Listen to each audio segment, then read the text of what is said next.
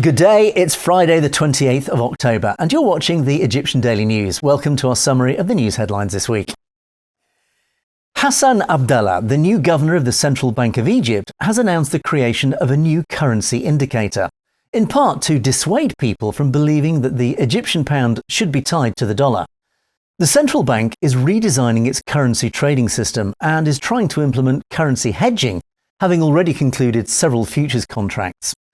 According to Mr. Abdallah, the indicator will be based on a basket of other currencies and potentially gold.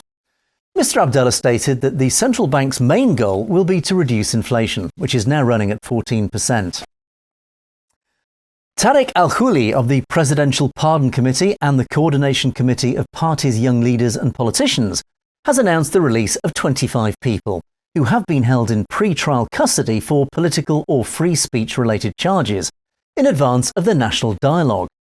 This comes as the government gears up to host the national discussion with opposition groups that President Abdel Fattah al-Sisi requested in April, and the release of a total of 70 inmates, the most political prisoners to be freed since the committee was reactivated on April the 26th. Egypt has hosted the 24th meeting of the Gas Exporting Countries Forum this week in Cairo.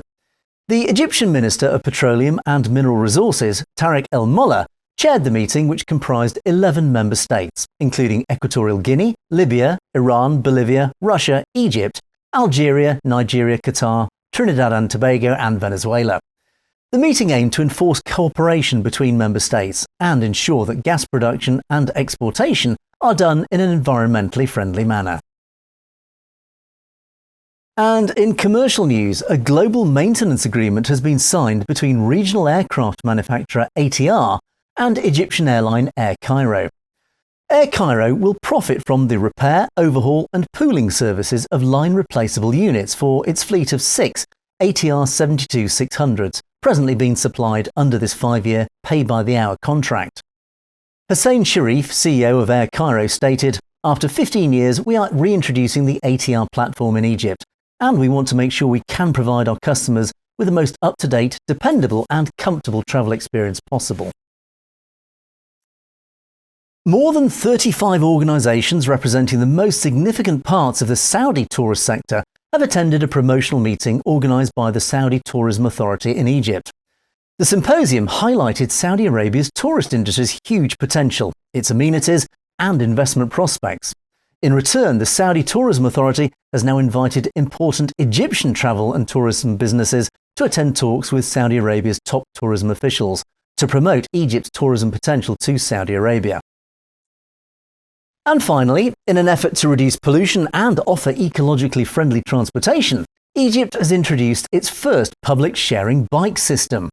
In Tahrir Square in the heart of Cairo, Prime Minister Mustafa Madbouli presented the first phase of the Cairo Bike Project on Thursday.